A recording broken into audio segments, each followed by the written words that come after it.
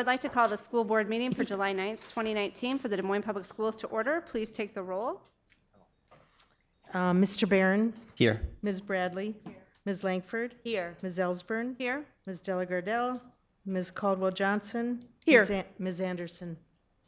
The first item of business is approval of the agenda. May I have a motion and a second to approve the agenda? So moved. Second.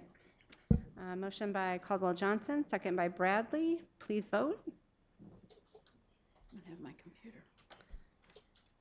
Motion passes 5-0.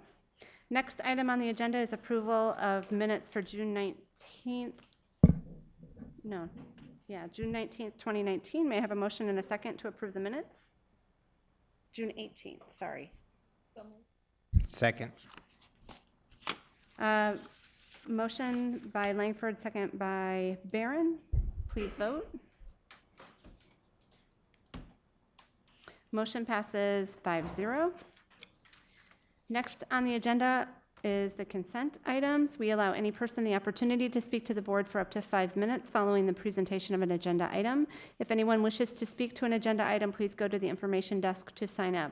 Remarks must be germane to the agenda, and we ask that you avoid reference to personalities and character attacks, as those types of comments serve no productive purpose. We appreciate your input.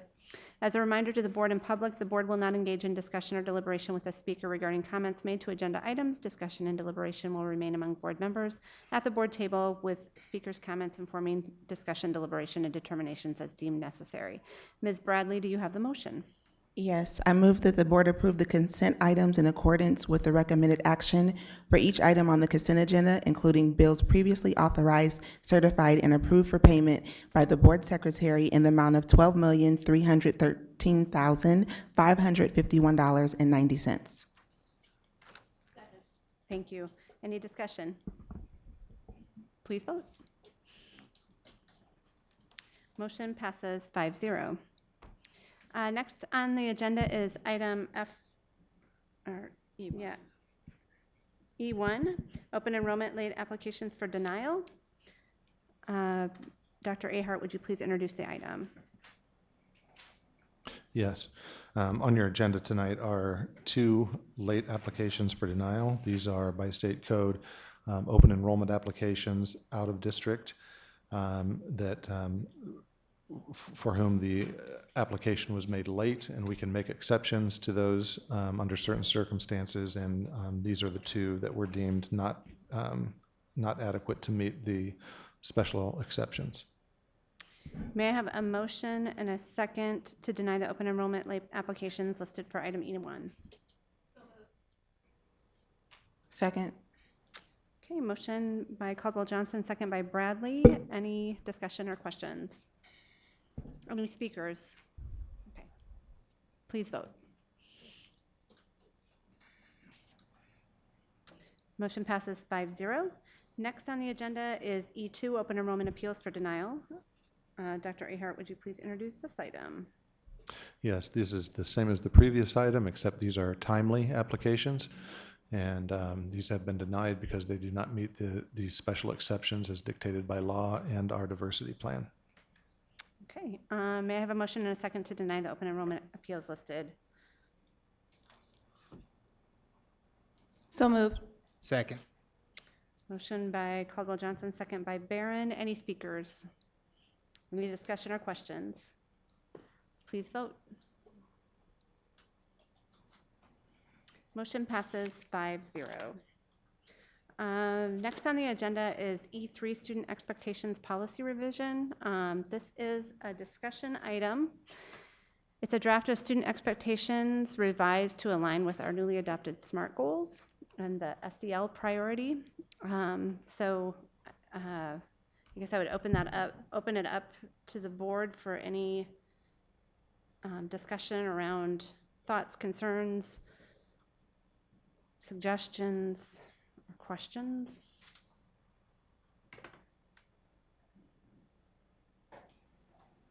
I don't have any. I think it's consistent with those things that we've discussed, and I think it creates the right opportunity for accountability for the board. I agree. I would just like to offer that I think this is a clarifying document for the staff. I think it spells things out much more clearly and aligns what the board priorities are in a much more easily understandable and directive avenue. So I think it's really good. Thank you. Okay. So this will be on the next agenda for action. Thank you. Okay, next is E4, naming request for a ropes course at Stowe Elementary. This also is a discussion item. And we, again, need an ad hoc committee for this to look into it and make a recommendation to the board. So I'd volunteer. thank you. One more. Okay. So if you all can look into that and have something before the next meeting, which Who's it? is It's Terry. August. Yeah, Terry, Rob, and Dwana. Okay, I will send you three the relative policy. It's a little, it's not problematic, but it's not completely clean. Okay. I think it's going to be fine, but I just want you to be aware of how the policy reads, and we may want to consider making a policy that clarifies a couple of things that are just a little wonky, just because something like this hadn't been anticipated when those policies were created. Okay. Thank you. And our next meeting is August 13th, so something to back up to that. Thank you. Okay. Next item on the agenda is E5, naming request for Roosevelt High School gym floor. And at our last meeting, we had an ad hoc committee that volunteered of Anderson, Delagardelle, and Langford to review the request and make a recommendation. And Ms. Langford is the only member of that committee here. Could you just give us a synopsis of, or speak on behalf of the committee? Yeah, absolutely. We gathered and we are more than happy to accept Principal Biggs' what's the word? Recommendation, thank you, to name the floor after Alcomido. Okay. May I have a motion and a second to approve the naming of Roosevelt High School's gym floor after Al Camino? Move approval. Second. Any discussion or any other questions or any questions from anyone? Okay, please vote. Motion passes 5-0.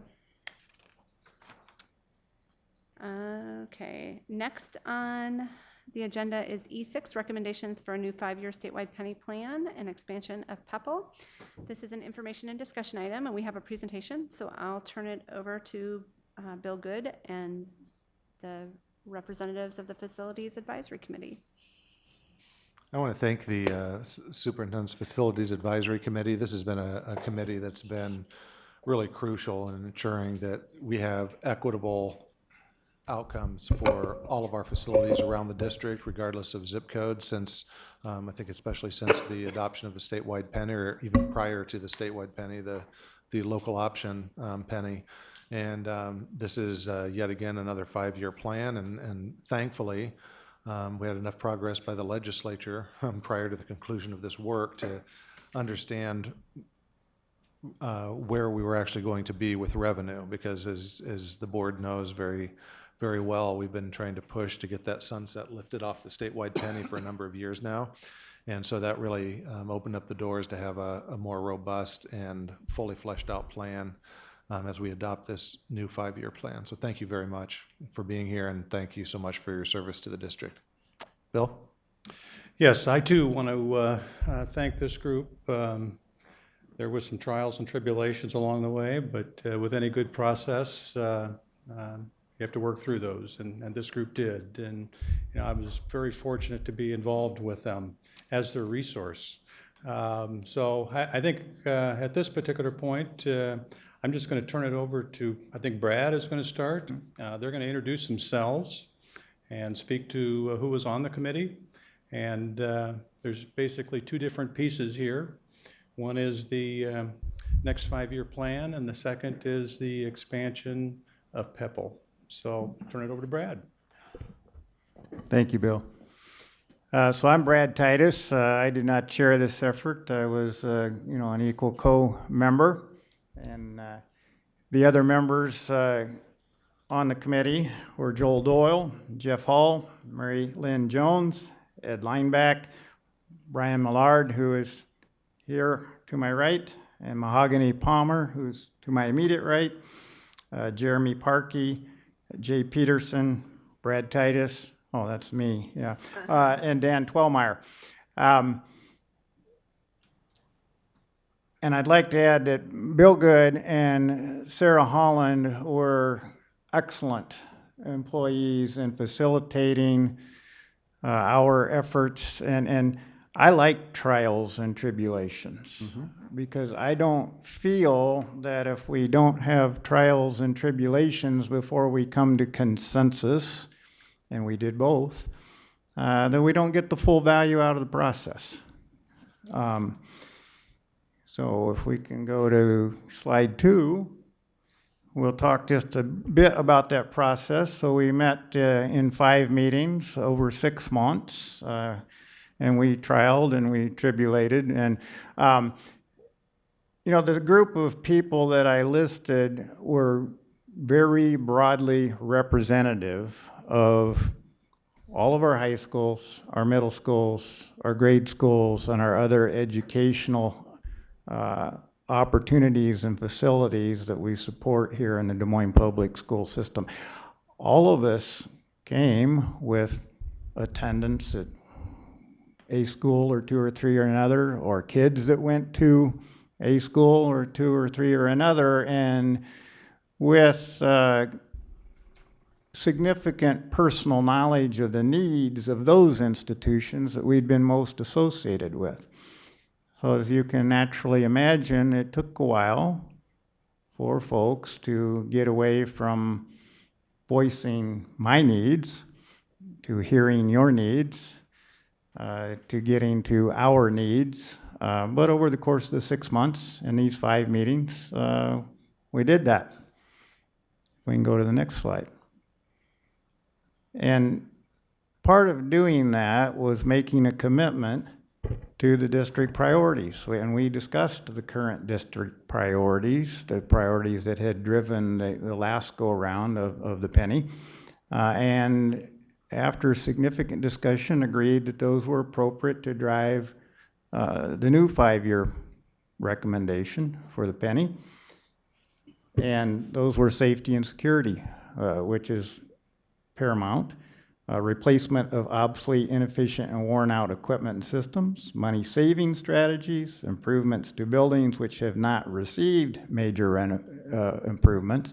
Now, there weren't necessarily a lot of that after the first 5-year plan. Air conditioning classrooms. It seems that unfortunately on the list was not allocating a line item to air conditioning in this room, but improvements to enhance research-based student achievement and program changing needs. And we went through a list, a long list of potential line items brought from all of the schools, a long list, and it wasn't a wish list. Wasn't, a wish list. I mean, this is basic stuff that we need for our kids, for our staff, for our teachers and our administrators in these buildings that, it just isn't getting supplied from, as it should, for the last 34 years. And so we had to make some really tough choices about allocating $82 million minus 10% for contingencies and inflation against $300 million of real need. Not like to have, want to have, but $300 million in real need. And so it got very serious pretty quick about, this isn't about what's fun, what's flashy. This is about basic core infrastructure. We agreed the current revenue purpose statement, as I said, and then that'd be the next slide. And the board directed priorities included in that purpose statement. We reviewed a gabillion line items and pared those down to a tenth of a gabillion line items of HVAC, concrete, flooring, playground safety were the primary items. There were a few opportunities to allocate some money to track renovation at the high schools. But basic infrastructure stuff is what the need was and what we all agreed over our own individual pet projects for any particular school we were associated with. So we put together a 2019, well, the 2019-20 plan is in year 5. So we're now in the final rundown, the final year. We put together a new 5-year plan. We are convinced that the district did administer the last 5-year plan as intended, as designed to the priorities. If we can go to the next slide.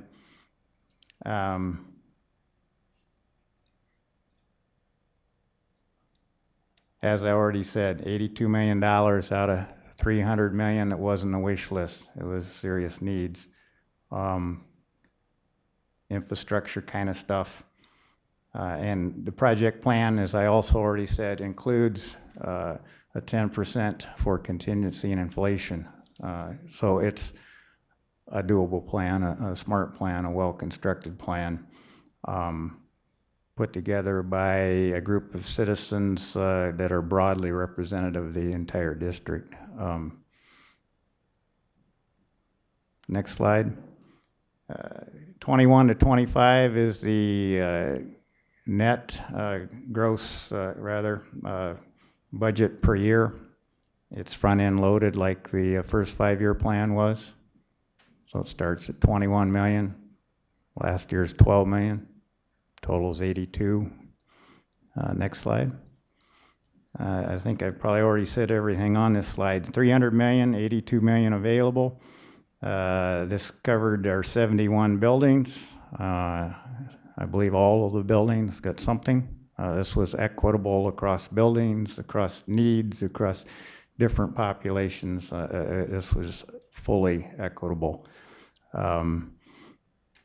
We debated whether we'd say limited additions or no additions. I can't remember what the additions were, but man, they were small. It's just basic stuff.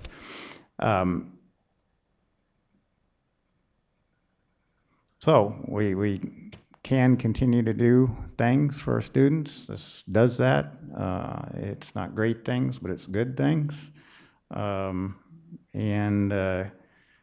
The priorities remain the same in terms of equity and the things that we're doing for our students and why we're doing them. So with that, I will turn the second part of the presentation over to Brian. Well, I guess, are there any questions? And if we can't answer them, Mr. Good probably can. Or we Okay. could make something up. Very good.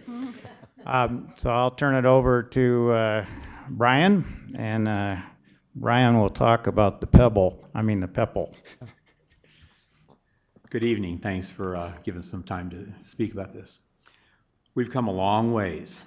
I remember the first penny tax, getting that passed, and then the trouble was figuring out what to do with it, and all the hard work and everything. And then the second penny tax with the 10-year tax with the 5-year vision, and then a second 5-year vision. And I've been very impressed. I mean, we're very lucky to have Bill Good and staff really squeezing out every penny and using it wisely. And our school boards that have, worked on this along the way. So my hat's off to everybody. So PEPL. So the physical plant and equipment levy, you're all familiar with. It pays for hard goods, roofing, building repairs, School buses are included in that. Any more technology, emergency needs, and security. So PEPL is usually used intensely as much as we have for key things that are purposely targeted as the only things that we can use that money for. The history of providing basic maintenance needs based on executing the 5-year plan and with the current levy expiring in 2021. So we have to be thinking about this real hard. So the projected additional revenue that if we did an increase would be $6 million. If you can go to the next slide, it'll show what the neighboring districts. If you take a look at this, this was a huge surprise that all the districts, including if you go down to Southeast Polk, they've now approved it, and theirs will raise to 1.34 in September. We're at 0.63. This levy targets key things that we as a district ourselves need a lot of help with. Now, it's not going to be easy to get this passed. A lot of people will vote no for anything, but the more that we can educate people as this is coming forward on the needs, especially people that are actively involved with the school district, parents, neighborhood residents, things like that, on the importance of it, but also because of the posture and the positioning of the district, it's unlikely that there'll be any type of millage rate increase unless something occurs that we don't have any power over. By lowering our cash reserve levy and or the management fund levy to meet a specific need, we remain solvent with those. And with the increases from the projected PEPL, we can take care of a lot more things. We've got a big budget shortfall. We have a lot of needs, and with a strong PEPL, it helps us get to where we need to go. You know, if I won the big Powerball, I'd joke that I'd buy a high school for you guys. But there's a lot of things we probably need before that. So, we can always be looking for that pot of gold, but I believe that the way the Des Moines School District has acted and reacted along the way with the first and second penny tax, that we're in a strong position to be able to stand and speak about our successes, how we can be trusted, and what we need for the future. So with that, I, for one, will be glad to volunteer to try to help get PEPL passed. So thank you for your time. Thank you. Thank you for the presentation and for your service on this committee. Yes. Board questions? Mr. Barron. Yeah, a few.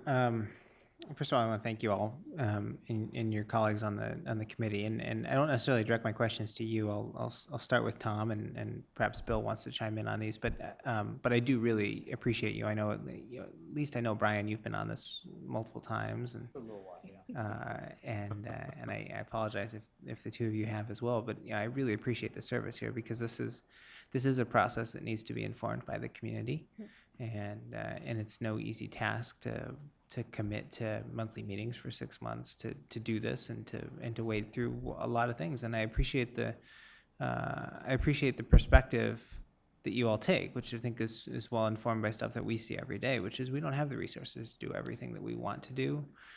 We don't have the resources to do everything we need to do. So we make choices. And it's helpful to have more folks in the community who are informed of that reality and who are willing to devote yourselves to try and help us figure out what's the right thing to do. So I very much appreciate that. Now, I had a couple questions. One, I just want to point out, so, looking over the project list for the next 5 years, we're not at a point where we're looking at expanding services. So, in prior years, we've expanded onto buildings using in the prior 5-year plan. That's not in the offing going forward. My question on that is are we confident in, as confident as we can be, that we won't need additional space? And so, I was looking, and I know we've expanded Perkins in the past, and it didn't look like maybe that was in the last 5-year plan, but Stowe was, and there were other buildings that we've expanded. Are we confident we're not going to need additional space in the next 5 years?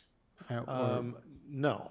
However, we're confident that in this plan, we can accommodate what it is that we will need. So there was a 10% allowance in there. Yeah. Part of that is for the same reason that we front load the plan, so that we're getting the best economic value out of these dollars. We can spend now, we save the cost increase. They're existing needs now, so the sooner we can meet them, the better. But we have an allowance in there for a few different reasons. One is just changing needs, changes in the city, changes to the student population that can't fully be predicted 5 years out. So that's part of that allowance. And then the other part is sometimes we have unanticipated increases in costs for particular projects. When you look at, it was like $330 million in projects that we were trying to narrow down to 82.3. Those are real needs, but they aren't exactly real numbers. All these things are estimates on what's this going to cost, what's this going to cost. Are we going to run into an unanticipated issue if we try to add on to this building? Are we going to discover asbestos somewhere? There's a 1,000 different variables. So the reason that cushion is in there is partly for that. We're trying, but we can't foresee everything. And then part of it is for the inflation. And that has worked well. We've actually, over the last 5-year plan, the current 5-year plan, we're in year 5 now, there have been a few times when we've had additions that weren't specifically stated in the plan that we've been able to accommodate through that allowance, sort of that cushion, if you will. I don't know if that completely answers your question, and Bill, you may want to expand on that. Yeah, based upon the committee and board and the superintendents and the community's interests, we hit that last 5-year plan really hard. As far as additions go, we were able to create a lot of equity between buildings. We went from cafetorium to gymnasiums, or whatever you want to call them. Just like at Howe this year, they now have a real gym that they're going to start the school year as a result of this plan. They had kind of a cracker box gym cafeteria, so. From an addition standpoint, we've added quite a few classrooms, and we've added a lot of square footage for our students. And Bill, something I try to remind people of all the time, because you've done an amazing job of this, but part of what's lost in that last 5-year plan is the eradication of temporary classrooms. So although we've done brick and mortar additions, in many cases, those were to replace the Trailers. trailers. Yeah, thank you. I was trying to think of a politic way to say that, but yeah, trailers that compromise safety, that compromise health conditions, the whole nine. So although it is new brick and mortar, it wasn't net new classroom space in many regards. Because I think we've reduced 40 portables in the last 35. Yeah. Yeah, and I guess I would add to all of that, when you talk about the future, I'm often one that anybody that can predict longer than 5 years, I question. And something could happen. There could be some growth. I think that with the future of the statewide penny and the potential bonding ahead, that we're going to be able to react to that in the future beyond this 5-year plan. So I think we're postured for that. I know Dr. Ahart has asked that we look at updating our demographic study so we can best do our best to try and predict that future. So we'll be monitoring. When we need it, we'll be there, and with the ability to provide those opportunities just like we have in the past. Yeah, and one other note I would make is some of you were on the board at the time, but about 5 years ago, we did a pretty significant redrawing of boundaries from elementary all the way through secondary. And we made the commitment at that time that every 2 years we would look at elementary 1 year and the next year look at secondary. And we've made, as you're all aware, some minor adjustments to boundaries. We continue to do that, and part of that effort is to ensure that we're fully utilizing our physical plant and having the best conditions that we can for students. Although it's not often perceived that way if you happen to be a family impacted by that, but that's been a real effort to make sure that we don't wait a couple of decades and then have to do a major readjustment. So that we're investing in buildings and putting in additions where we're pretty confident long-term the need is going to remain. Well, I guess the next question I would ask is, so I certainly understand, I think you all spoken to us about increasing the PEPL levy, and I think that I doubt that you'd find any opposition to that, but if one of the reasons is to reduce budgetary shortfall over the coming years, wouldn't then offsetting that increase with a decrease in management levy or cash reserve, wouldn't that, at least with management levy, wouldn't that work against us lowering that 3-year budget shortfall? I mean, we're adding revenue, but then we're also simultaneously proposing to cut revenue at the same time. And revenues that can't be used for the same thing. Correct. And I understand that the PEPL is probably more useful than cash reserve or management would be to us. But. Yeah, so for cash reserve, we're not at a point where we feel like the cash reserve needs replenishing. So we don't feel like if we continue at the current rate, that's something that's going to be a net benefit for us. In the very long run, it could be, but it's something that we could respond to a couple of decades down the road. So making that, and we don't have that completely spelled out where, how much cash levy and how much management levy. But we are confident that we can lower those in some combination, mostly cash reserve levy, and I'll let Nick weigh in on this as well. And then shift. What happens with PEPL is we have much more flexibility in capturing some costs that are now general fund that wouldn't be creative add-ons. They would just be standard fare, in this case technology, to the tune of 6 to 7 million annually over the life of the next 5-year plan. That creates that much more space in our spending authority in the general fund. So, and I'll let Nick get down to more of the brass tacks on the management and cash reserve levy. Yeah, so the management levy itself, the fund balance, as you guys had alluded to, solvent. The cash reserve component is what helps us drive our solvency ratio. And if you remember from a budgetary component, the deficit that we're in is all driven based upon spending authority. And this is where the wonkiness of spending authority kind of starts to raise its head, where management fund and cash reserve levy really don't have a tremendous amount of impact on the spending authority. So really what we're talking about is shifting what's currently in the general fund, about $6.6 million, and moving that over into the PEPL fund, which will directly positively impact our spending authority. And we don't necessarily have a dire need right now for the additional management fund revenue or the additional cash reserve revenue. More likely than not, it will come from the cash reserve component, because management fund's largely driven towards settlements, early retirements, and things like that. So that kind of continues on. But yeah, and the other point, if you can recall the slides that talked about our that Nick has shared several times, that talk about our financial outlook and our current status and the board targets. And we ended this year really above in a solvency ratio perspective, really above where the board target is. And we About will 15. continue to be, Yeah. we'll be at 21, 22% over these next few years, while also having a deficit because of the wonkiness of how spending authority works. So that'll help bring those two closer together and both of them closer to the board target of 15. And is the ask to the community going to be to raise it to 1.34, or have we not determined the appropriate level yet? We want to go is max. to move it to 1.34 and then reduce other levies at the same amount. So the net impact on the property tax rate would be neutral. Yes. And refresh my memory that we can,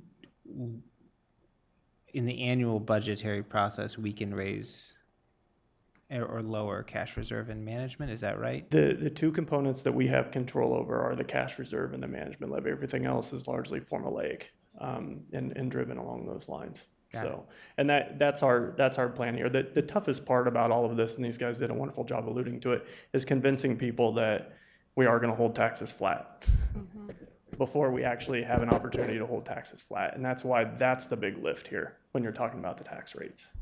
But I think as Brian eloquently stated, I think the track record that the district has over the last 9 years Yes. of the statewide penny cannot be matched by anyone else in the state. And when we can talk about, and which we can with real facts on cost avoidance, especially in terms of energy consumption while improving learning conditions, with, air conditioning's off the list because we're all air conditioned and we're still using less energy. And we have an extremely good track record, and we don't have the bells and whistles that, they did not have to strike off indoor football practice facility from the list of that $330 million list, because that wasn't on there. We're talking about doing things that are oftentimes in smaller districts and urban districts avoided, things like tuck pointing, which are not sexy, window replacement, keeping up with roofs, keeping up with HVAC, and especially in our case, we've made a huge investment in geothermal, and that needs constant maintenance to continue to operate as intended.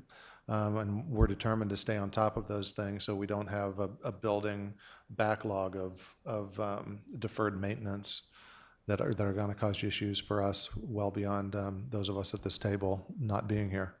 So I'm not going to ask for a response on this one because I don't really want to monopolize the conversation, and I like short board meetings.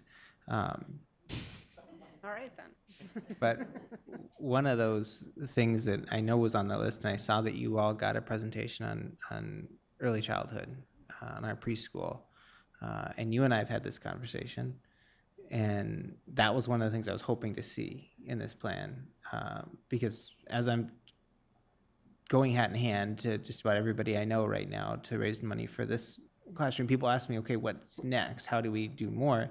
And I explained to them that part of the problem is we don't have the money for the teacher, for the associate, for the supplies. But the other part is we have to have the space. Mm-hmm. And if we don't have the space, then not having the money is irrelevant. You have to have both. And that we're fortunate that we have the space right here, but this is a one-time thing. Mm-hmm. So I'm not necessarily looking for a response on this. I'm just looking to put a marker down on this conversation and to continue this, because I want to know how we can increase our preschool capacity in years forward. Yeah. Yeah, and we had a presentation as one of our meetings with about early childhood also. There's a deep understanding of the importance of early childhood, not only at the board table, but in the committee, and it's pretty widespread in our community. I believe that we're in position to react from a space standpoint when it can become a reality as far as the funding for the programming. Again, this is just about space. Mm-hmm. Creating the needed dollars for the programming has to come from somewhere else. But when it does, I believe that we're postured to be able to react to that in a very positive way. Again, there's not a question about the belief in early childhood and the value to our students and our families in that regard. So we know that, and we'll be ready for it.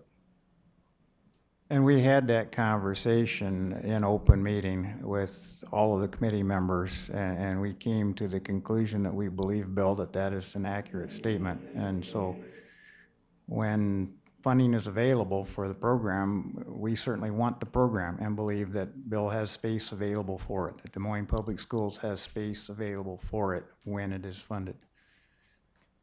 Any other question? Terry? Sorry, Mr. Barron. I agree that I love short meetings as well, but I do have a couple of follow-up questions. Thank you all for your work. I always appreciate the opportunity we have to hear from our citizens, especially on projects like this, because we don't always all have the answers, and having the ability to have our community weigh in, I think really informs our decision, so thank you. Two quick things, actually three. When was the last time we did a demographic study? It's 5 to 6 years old. Okay. And I don't know the frequency of those, or if we are going to do another one anytime soon. Yes, as I mentioned, Dr. Ahart is very interested in that, and that is on the radar. Okay. to do We're another actively one. looking, Terry, for a firm that has a track record for doing, I don't want to say that our last ones were not meaningful, but a more meaningful study in an urban environment. We're talking with colleagues around the country to see if we can get some recommendations for folks that could really come in and give us some evidence that what they can give us is going to be meaningful for us from a planning perspective, because frankly, the last two that we've done have added little value to what the state projections are. And we need better information. Okay, Yeah, I good. just might add to that, I don't know if we've had a chance, we cross in the night, it seems like every now and then. But we're going to be doing RFI to see what's out there and then maybe build up an RFP after that. So Okay. we're working on the RFI now. Perfect. I know in the past, that's really helped to sort of inform some of the decisions about building expansions, new schools, et cetera. So thank you for that. And then my other question, actually two, I think that it would be really helpful to better understand some of the specifics that are embedded in the 5-year plan to really help us figure out how we use Pebble to enhance our ability to advance those projects, because I know in the past they've sort of have gone hand in hand. One complements the other in terms of our ability to do projects, especially around technology, et cetera, without having to take regular statewide penny dollars to do some of those. So being able to understand and see those specifics would be helpful. And then my third question really sort of goes to the schedule for a ballot measure, to the extent that that's the direction that we want to go. Any thoughts about when that may be placed on the ballot? Yet this fall, next year? What are you thinking? It's embedded within that presentation, miss potential it? schedule. Yes, there's a, Oh, there we go. Oh, that's the last one. Okay. yeah, this is far from our complete communications plan to move this forward, but these are general benchmarks. One certainly directly associated with the school board. So yet this fall then? Okay. Yes. That's quick. Lots of work ahead. Okay. Thank you. Any other questions? Ms. Langford?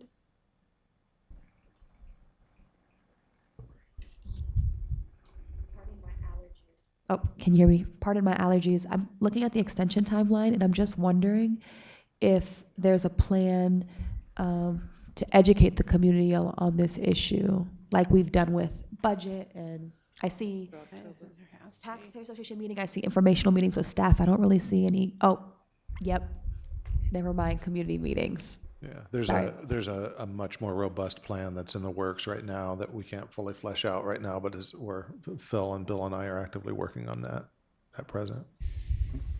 When did we go to the current levy?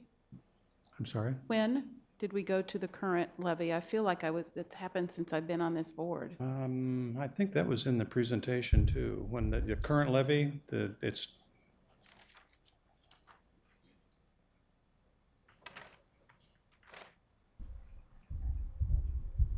Oh, it expires in 2021. Nope, it's yeah. okay. It's all right. I don't have that. 10-year? Okay, yeah, it's been since We I've can been here. get you then. that date. It's okay, Yeah. So it must have been 09, yeah. or, no, I'm sorry, 11. 11? Thank you. Any other questions? If I'm thinking correctly, the plan itself, the board doesn't Vote on. but we will Vote on the ballot have measure. individual things brought to us as they Right, come forward. yeah, Yeah. especially regarding the actual change to the levy. Yep. Okay. Thank you very much. Thank you.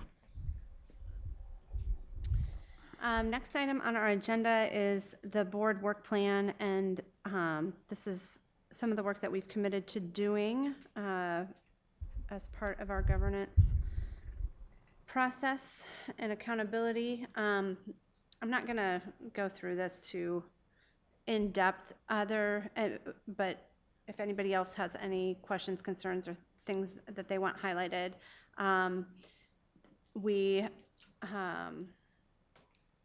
I know that City Council School Board meeting is still out there in the works, and I have a meeting with the mayor on Thursday. I'll ask him about it. okay.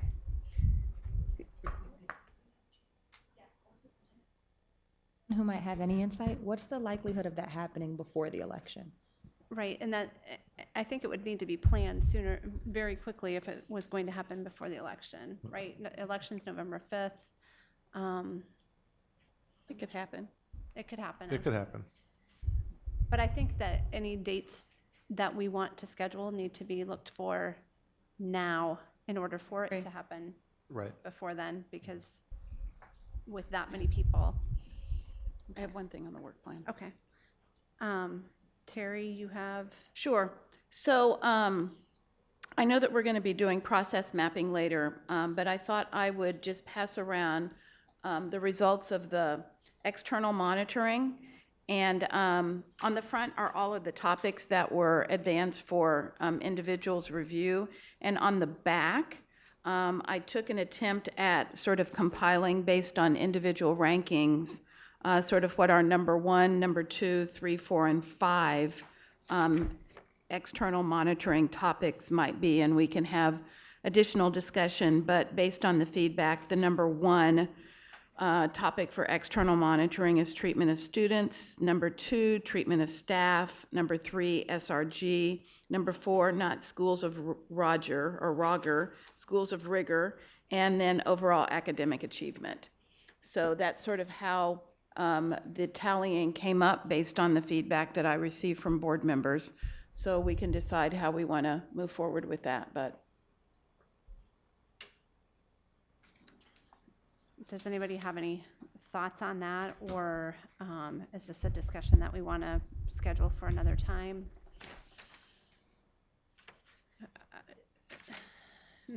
I mean, this seems to align with personally what I would want to look at if the board, So okay. And in terms of our top 3 priorities. Top 4. so SRG is not a board, we do not have a board policy around SRG.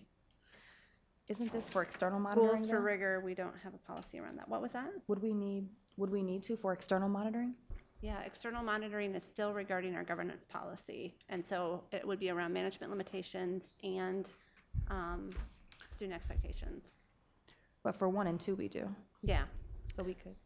I was going to offer that oftentimes in our presentations, we're getting a lot of feedback and a lot of reference on SRG and also schools of rigor and how they fit into overall academic achievement, how we're monitoring, those sorts of things. So I'm wondering if there's a space for us to sort of use that as a point of reference for how we might at least get a sense of the efficacy with which those things are being implemented and how they inform overall student achievement and or treatment of students. So here's my thought, is that if to me, this could be another subcommittee or something like that for people to work on what this next step or Looks what like. might look like, and how this would play out, and if it would be, I think we need to have solid rationale behind triggering external monitoring, and so coming up with whatever that is, aside from just our ranking, but using the ranking as the starting point, to do that, and then what that would look like and what that would entail. I'd be willing to serve on a committee. Okay. I would work on it. I can. Okay, so Bradley, Langford, and Caldwell Johnson. And who wants to, Terry, do you want to Sure. lead that up? And then I guess you We'll guys come can up with create something. the Yep. timeline and for when you might have that back and Right. let us know. Okay. Sounds good. Thank you. And thank you for putting this together, Terry. Okay. Other items on the, like Terry mentioned, we're going to talk about the process mapping after, in our work session. Seemed like there was, the community workshop for the 2019 election, we are planning on the 10th of August. So we do need to start getting that organized as far as getting word out and registration and all of those types of things. So I'm not sure if that's something that we need to, at this point, turn over to Phil to start, or to the communications department to start putting together a PR work, and then I know Terry, Kirsten, and I are already on a subcommittee. We could, and next board is planning to come and give their presentation, but I suppose hammering out any additional details and things needed. Yep. Who's chairing that? Just so I can connect Phil with. Yeah, you can put me down. Is there anything else on that part? You all need help day of. Okay, probably. Love to, Yeah, I mean, I would guess anybody who can be there, especially those not. So I want to make sure. So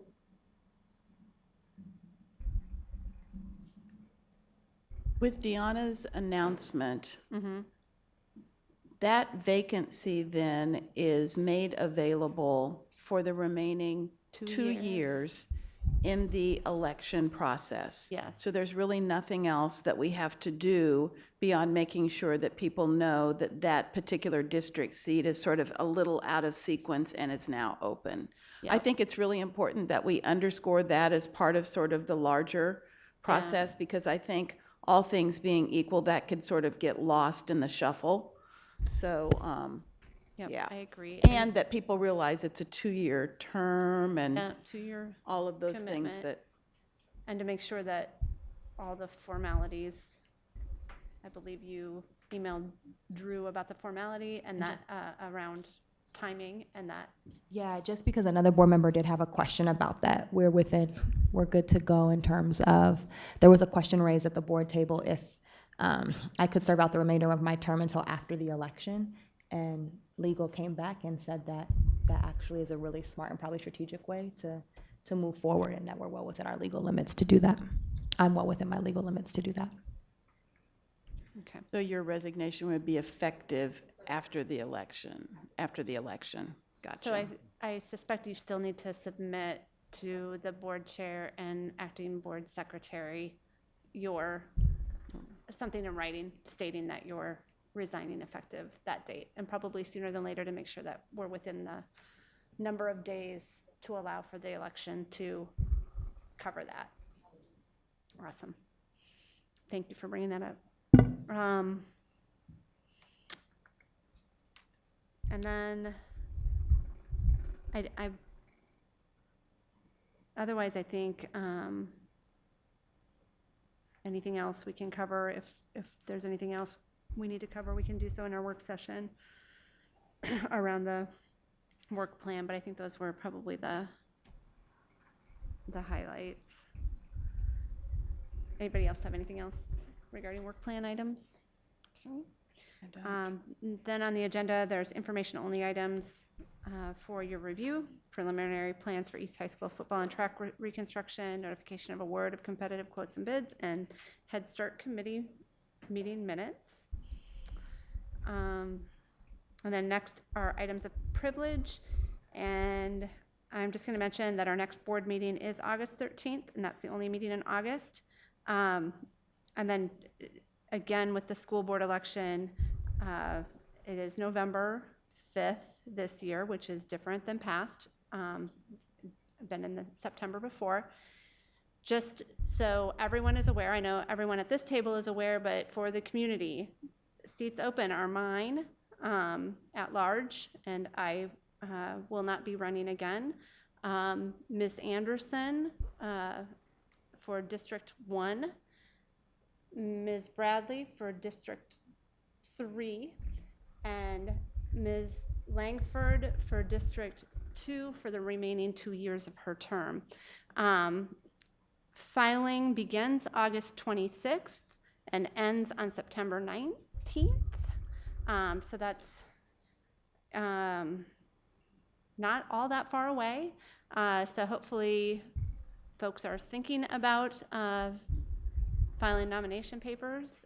This is an important job, and that community meeting on the 10th is a workshop for candidates and anyone else in the community to come learn about what the school board does, what our role is, about student outcomes focused governance, which is what this board has committed to and set goals around.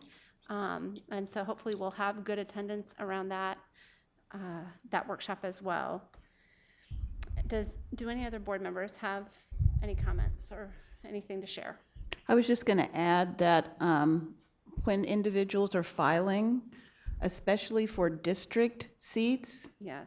signatures are from individuals in the district, not individuals in the community. Important distinction. Thank you. Anybody else have any other comments or things to share? Okay, I'll turn it over to the superintendent. This may sound like a strange thing to bring up. We have presidential candidates all over the state and in and out of Des Moines, and we should be trying to take advantage of that. We have some things going on that are hopefully going to engender some conversations over the next couple of months. But what I really want to remind people of is we are almost 5 months away from the start of the 2020 Iowa State legislative session.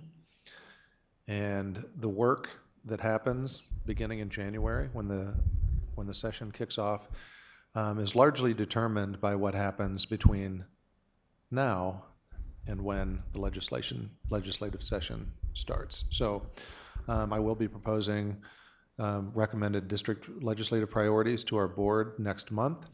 But in the meantime, then you will not see a dramatic difference from what's been recommended in the past few years. We all know what's important. We all know where the needs are. And these what seem to be quiet summer months can be some very impactful times in having personal conversations with our legislators and helping them decide where they're going to invest their time and energy and political clout when the session starts in January. So I just want to remind everybody, it's obvious, it should be obvious that our participation at the voting booth is hugely important, but to make those votes count and do more good, we can really grease the skids in this interim time between now and election time and between now and the kickoff of the legislative session. So just encourage people to continue to make touches with your legislators and make sure they understand what's important to you. That's all I have. Thank you. With that, I will adjourn the meeting and we will have a work session very shortly.